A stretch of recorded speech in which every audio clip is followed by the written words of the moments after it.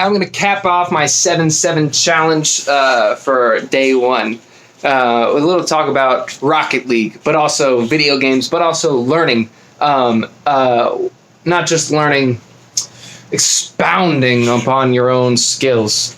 Is that a word? I don't know.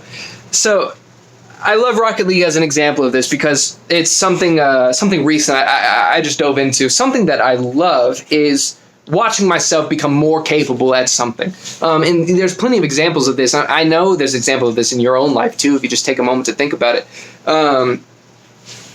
You start anything mostly kind of bad at something, and then you get better. And you get better with time, not time, but with effort expended over time. And Rocket League is my current example. And before that, it was running. And before that, it was, I guess artificial intelligence. Before that, it was, decades and decades of my life, growing up as a child. Like, who knows all the things. Speaking, it took me however long to learn. Everything that you're good at now, you're only good at in all likelihood because you've put some kind of time and effort and energy into improving at it. And it's that act of energy, it's that act of effort that holds the magic. And I think Rocket League is a great example of this because, well, Rocket League is interesting because it's not because it's a video game, but because it's like a reactive video game. It's the kind where, you need to be able to respond in a moment, like less than a moment. You need to be able to make calculations so fast in how you jump off over and hit a ball. You can think of it. It's if you don't know Rocket League, it's like soccer but with little like RC cars. It's brilliant. So you got balls flying at you, if you know what I'm saying, and you just jump up, you hit them, you try to get them into the goal. And the idea behind Rocket League, behind improving at Rocket League, is that you don't have time to think. There's no time for your brain to process any kind of, for that voice in your head to process any kind of useful information. You can't say, well, the ball is coming at me faster than usual, so I need to jump higher up and to the left in this case, because it's simply you don't have enough time. When you get better at Rocket League, you start to notice that it's more and more muscle memory. It's more and more like reactivity. Your body is responding for you, not your mind. And muscle memory is an interesting concept. It's not muscle memory. It's not the muscles themselves don't memorize anything. It's just kind of like the words people use to describe it. Really, it's as far as I understand, it's the cerebellum in the back of your head. Like this part in your brain back here learns to build connections with, your other previous experiences such that you get to completely route through and pass over your thinking part of your brain. That's the prefrontal cortex, the ability to capture words and visualize openly. You just completely pass over that, and you go straight to the back. You get close to the spinal cord so that you can start sending signals down your arms, right? And your fingers can respond and not your mind. And it's fascinating. It's this idea that the more you do something, the less you do it. So when I'm playing Rocket League, it's not me. It's different. It's like it really is my body that's playing for me. And it opens the doors to me doing other things while I'm doing it. I'll throw on a podcast. I'll listen to my school lectures or listen to music, and I get to get lost in the music while I just let my body play, and have at it. It's this fascinating little separation of activities. Man, I thought I had more things to say about Rocket League, but I guess that I don't. This is one of those interesting things that comes up with this challenge, is that like I think I'll have ideas and it just kind of fizzles out.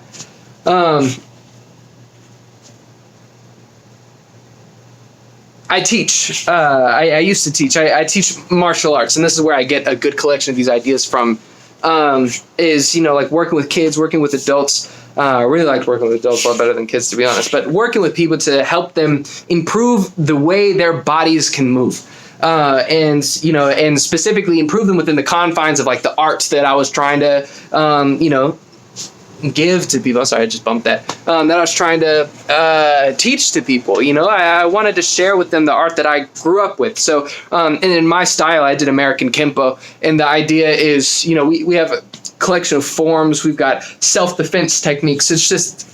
Sorry, I've been drinking too much. Now I got the burps. It's just sequences of techniques, sequences of strikes and kicks that you learn over time, and it's this exact same function. It's the exact same function, is that after you spend enough time with it, you don't think. There's no thinking involved anymore. You've thought enough to drill it into your mind, into the not beyond the mind, beyond the conscious mind, and back somewhere else in your head where it works for you.